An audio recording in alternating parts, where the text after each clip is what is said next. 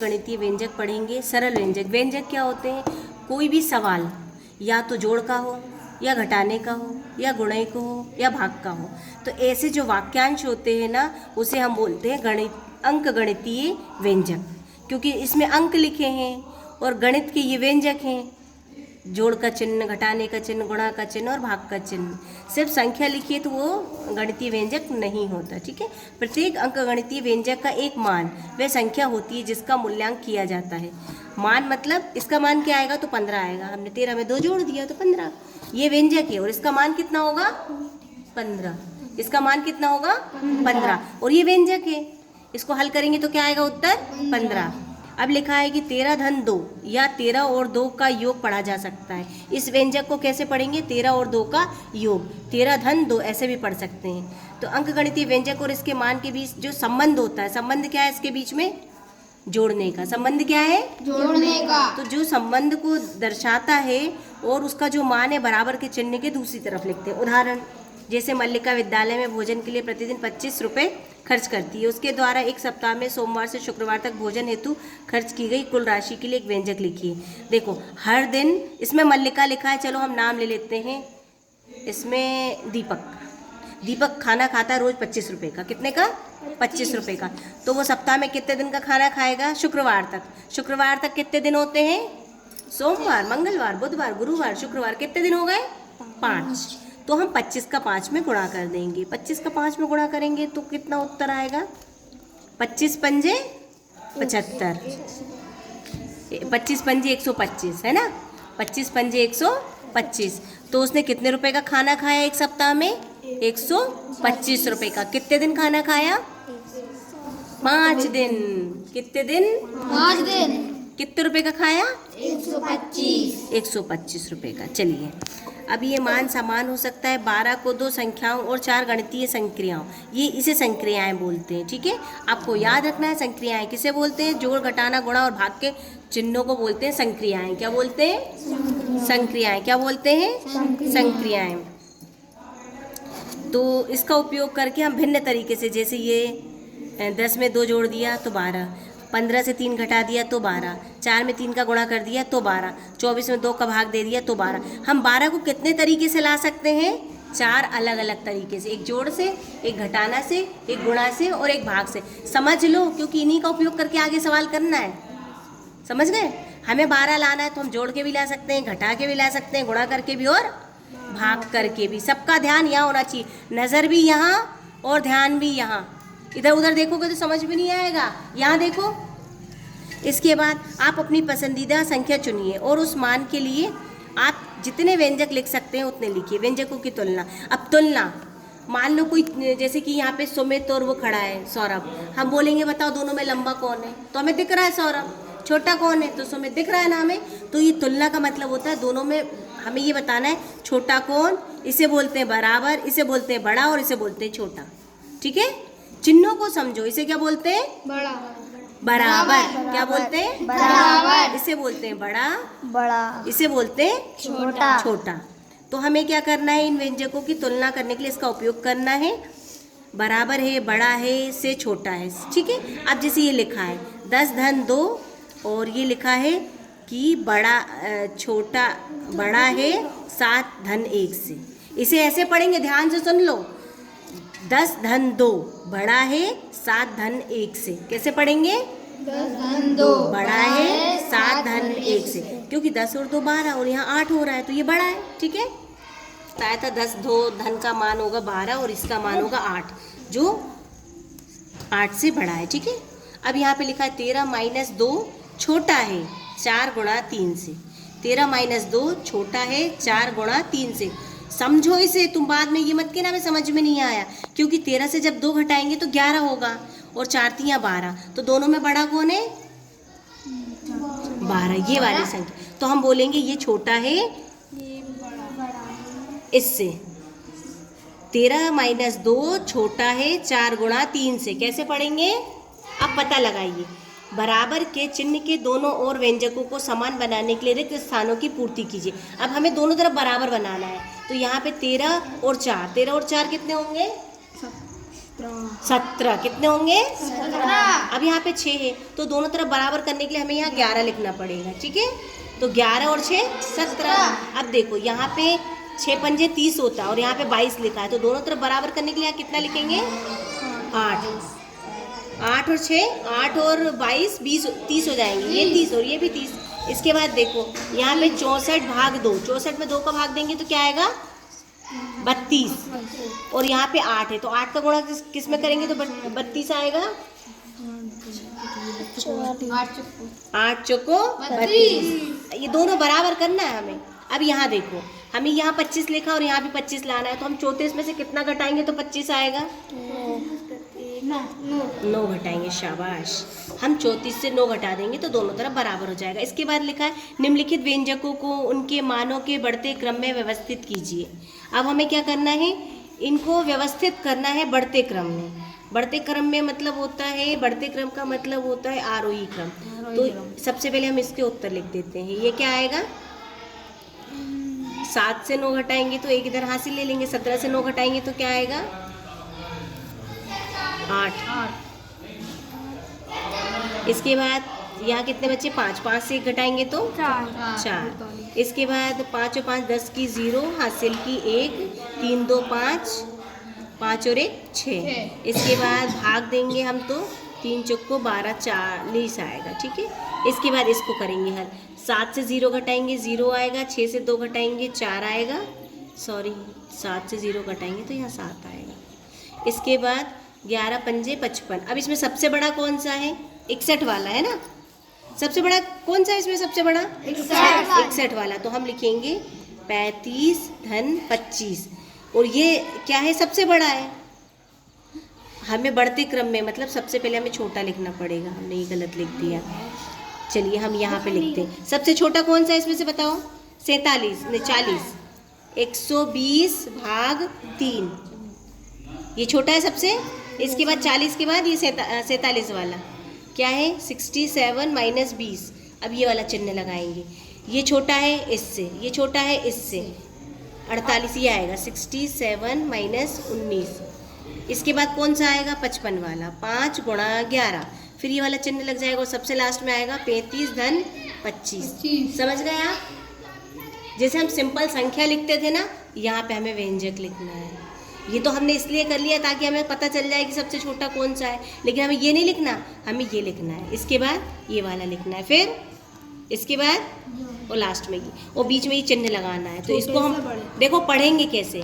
120 भाग 3 छोटा है 67 माइनस 20 से, छोटा है 67 माइनस 19 से, छोटा है 5 गुणा 11 से, छोटा है 35 धन 25 से।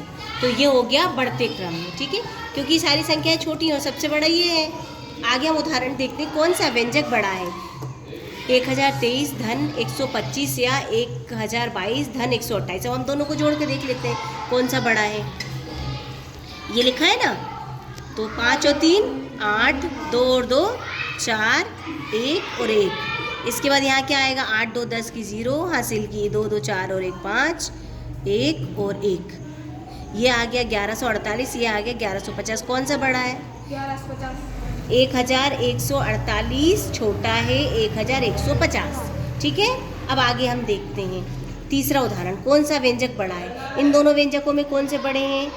एक राजा के पास इतने कंचे थे और उसने इतने कंचे खो दिए। राजा ने 113 कंचे थे और 25 कंचे उनने खो दिए। और जॉय के पास, जो एक लड़का है, 112 कंचे थे और 24 कंचे उसने खो दिए। तो सबसे पहले तो हम प्रश्न को पढ़ के ये बनाएंगे व्यंजक। राजा के पास इतने थे और इतने खो गए, तो इतने में से हम इतना घटा देंगे। फिर उनने बोला कि 112 कंचे थे जॉय के पास और उसने 24 कंचे खो दिए, तो हम इससे इसको घटाएंगे। किसके पास अधिक कंचे बचे? तो हम ये करेंगे 113 से 25 घटाना है, तो 3 से 1 नहीं घटेगा, 13 से 5 घटाएंगे तो क्या आएगा? 13 से 5 घटाएंगे तो क्या आएगा? 8। इसके बाद यहाँ 0 बच्चा, हासिल लेंगे 10 हो जाएगा, 10 से 2 घटाएंगे 8। और यहाँ पे 12 से 4 घटाएंगे तो क्या आएगा? 8। फिर यहाँ पे कितने? 10 से 2 घटाएंगे तो 8। अब देखो किसके पास अधिक है? दोनों के पास बराबर है, दोनों के पास बराबर है। लेस देन, ग्रेटर देन या बराबर। हिंदी में बोलते हैं छोटा है, इसे बोलते हैं बड़ा है, और इसे बोलते हैं बराबर है। इंग्लिश में बोलते हैं less than, greater than, is equal to. इन तीनों का हमें इसमें प्रयोग करना है। तो सबसे पहले हमें इन व्यंजकों को हल करना पड़ेगा, तब तो हमें समझ में आएगी। देखो 13 से 7 घटाएंगे तो क्या आएगा? 6। फिर यहाँ 10 से 7 घटाएंगे तो कितना आएगा? 3। और यहाँ 2 था, 1 हासिल दे दिया तो 1 बचा, 136।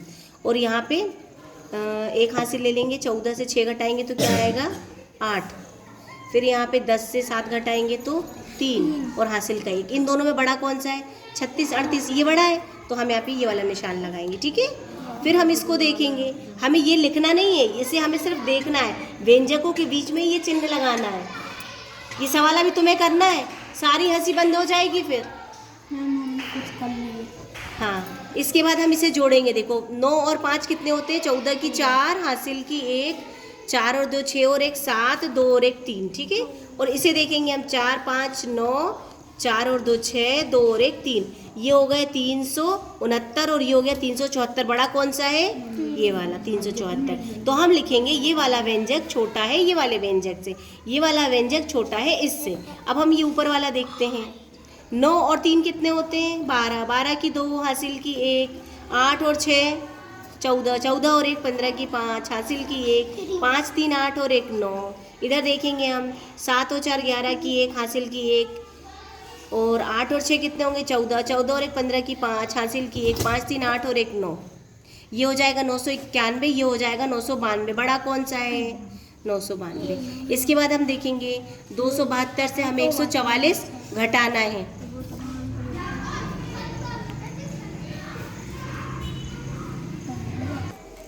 ये व्यंजक है, इन दोनों को हम जोड़ेंगे तो ये आएगा 534। इन दोनों को जोड़ेंगे तो 531। दोनों में बड़ा कौन सा है?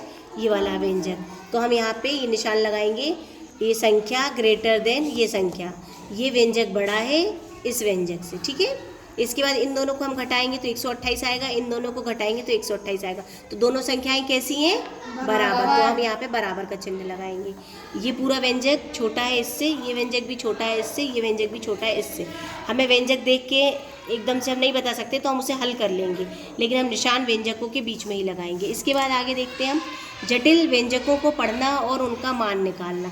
कभी कभी जब कोई व्यंजक किसी संदर्भ के साथ नहीं होता तब उसका मान ज्ञात करने की एक से अधिक विधियां हो सकती हैं। ऐसी स्थितियों में व्यंजक का अधिक सटीक मान कैसे निकाला जाए, यह निर्दिष्ट करने के लिए कुछ साधन और नियमों की आवश्यकता होती है। भाषा के साथ एक उदाहरण देते हुए दिए गए वाक्यों को देखिए। वाक्य: शालिनी खिलौनों के साथ एक सहेली के पास बैठी है। ठीक है, ये बैठी है खिलौनों के साथ एक सहेली के साथ। अर्थ: सहेली के पास खिलौने हैं और शालिनी उसके पास बैठी है। खिलौने किसके पास है? सहेली के पास। और शालिनी उसके पास बैठी है। शालिनी किसके पास बैठी है? सहेली के पास। और सहेली के पास क्या है? खिलौने। अब दूसरा वाक्य देखिए, शालिनी खिलौनों के साथ एक सहेली के पास बैठी है। अर्थ: शालिनी के पास खिलौने हैं और वह उन्हें लेकर सहेली के पास बैठी है। अभी ऊपर वाले में हमने क्या कहा था कि शालिनी खिलौनों के साथ है और एक सहेली उसके पास बैठी है। उसी को यहाँ पे बदल के बोल दिया कि शालिनी खिलौनों के साथ है और एक सहेली उसके पास बैठी है। इसी वाक्य को बदल के यहाँ बोल दिया है, शालिनी के पास खिलौने हैं और वह उन्हें लेकर एक सहेली के पास बैठी है। विराम चिन्ह के बिना इस वाक्य के दो भिन्न प्रकार से अर्थ निकाले जा सकते हैं। अल्प विराम का उचित उपयोग निर्दिष्ट करता है कि वाक्य को कैसे समझा जाए। आइए एक वाक्य देखते हैं जिसका मान एक से अधिक विधियों से निकाला जा सकता है। उदाहरण के लिए बहुत ध्यान से देखना, इन सवालों को हल करना तुम्हें आना बहुत ज़रूरी है। बहुत आसान है, बस समझ में आना चाहिए। मल्लेश खेल के मैदान में 30 कंचे लाया।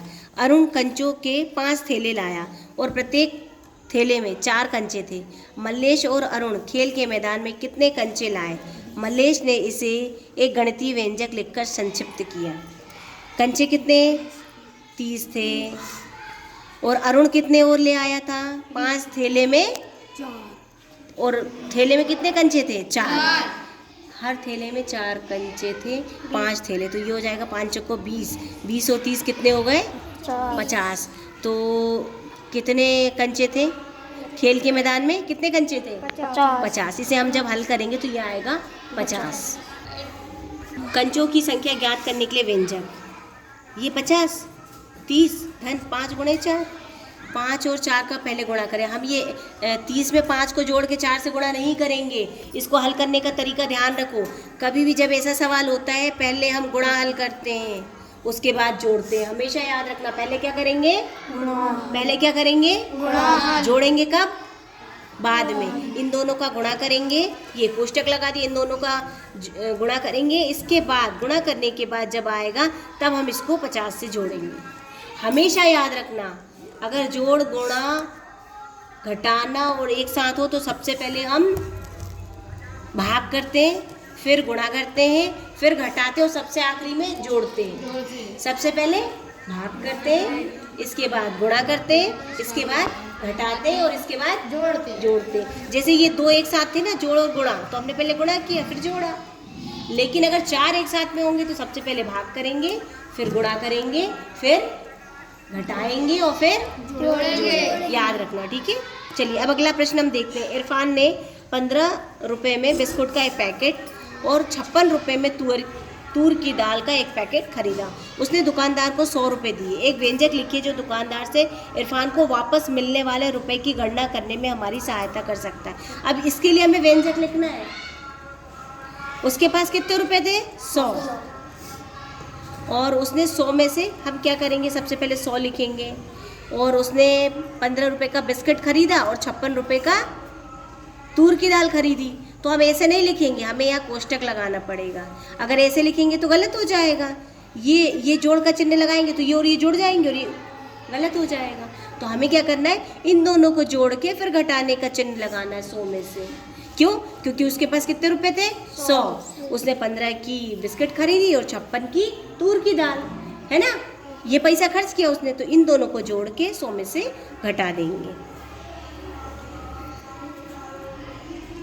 दोनों को जोड़ेंगे तो 71 आएगा। 100 से 71 को घटाएंगे तो 29 आएगा। तो इरफान को कितने रुपए वापस मिले? 29 रुपए। क्या होते हैं, बहुत ध्यान से देखना तभी समझ में आएगा। मान लीजिए हमारे पास किसी बिना कोष्टक या व्यंजक 30 धन 5 गुणा 4 है। क्या इसका कोई अर्थ नहीं है? जब व्यंजकों में एक से अधिक संक्रियाएं हों और कोष्टक के द्वारा संक्रियाओं का क्रम निर्दिष्ट न हो तो हम क्रम का निर्धारण करने के लिए पदों की धारणा का उपयोग करते हैं। पद व्यंजकों के भाग होते हैं जो जोड़ के चिन्ह के द्वारा अलग किए जाते हैं। उदाहरण के लिए 12 धन 7 में पद 12 और 7 है। इसमें कितने पद हैं? 2, 12 और 7। जैसे नीचे लिखा है 12 धन 7, 2 व्यंजक हो गए। इसके बाद हम देखेंगे जैसे कि 83 माइनस 14 लिखा है, तो इसमें कितने व्यंजक हो गए? 2। हम जोड़ के चिन्ह से अलग करेंगे, बताया था ना। तो ये हो गया 83 और दूसरा व्यंजक हो गया माइनस 14। इसके बाद हम देखेंगे अन्य उदाहरण लेकर जांचिए कि घटाने को इस प्रकार जोड़ने से बदलने पर व्यंजक का मान नहीं बदलता। मान नहीं बदलेगा, क्यों? क्योंकि प्लस माइनस वापस से ही माइनस हो जाएगा। अपन ने पढ़ा था ना छठी में, प्लस माइनस मिलके क्या होता है? माइनस। अब आगे हम देखते हैं टोकन मॉडल का उपयोग करके क्यों किसी संख्या को घटाना और उसके प्रतिलोम को जोड़ने के समान है। प्रतिलोम, ये चीज़ हम समझेंगे आगे। चलिए अब ये लिखा है -18 -3, तो कितने व्यंजक हो गए? यहाँ पे 2। हमने कहा था जोड़ के चिन्ह से अलग करेंगे तो ये हो जाएगा -18 और ये हो जाएगा -3, 2 व्यंजक। यहाँ पे कितने व्यंजक हैं? 6 गुणा 5 धन 3। हमने कहा था हम सिर्फ जोड़ से अलग करेंगे तो यहाँ 2 व्यंजक है, एक 6 गुणा 5 और दूसरा 3। अब यहाँ पे कितने व्यंजक हैं? तो 1 2 3, क्योंकि हम जोड़ के चिन्ह से अलग कर रहे हैं। तो ये हो जाएगा 2, ये हो जाएगा -10 और ये हो जाएगा 4 गुणा 6। आइए हम यहाँ पे देखते हैं आगे। इसके बाद हम जा रहे हैं व्यंजक। ये व्यंजक है हमारे और हमें ये हमारे व्यंजक है और इसे हमें पदों के रूप में बताना है। ये क्या है? 13 - 2 धन 6। तो हमने बताया था व्यंजकों को हम किस पद में अलग करेंगे? जोड़ के चिन्ह में। तो जब यहाँ जोड़ का चिन्ह लगाएंगे तो 2 को क्या लिखेंगे? -2। 2 को क्या लिखेंगे? ये देखो 13 जोड़ -2 धन 6, ये 3 पद हो गए। फिर यहाँ पे हम देखेंगे कितने पद है, तो जोड़ के चिन्ह से 2 ही पद आ रहे हैं, 5 धन 6 गुणा 3, एक ये पद और एक ये। फिर हम देखेंगे ये हमारा व्यंजक है, इसमें कितने पद है? तो 4, 15 और -9, बीच में जोड़ का ही चिन्ह आएगा। इसके बाद ये हमारा व्यंजक है, पद हो जाएंगे 23 माइनस 2 गुणा 4 और 16, ये हो गए हमारे पद। फिर तीसरा व्यंजक है, इसमें हमारे पद होंगे 28 19 माइनस 8, 28 19 माइनस 8। आप क्या पदों के योग के क्रम में परिवर्तित कर सकते हैं के मान को अलग कीजिए।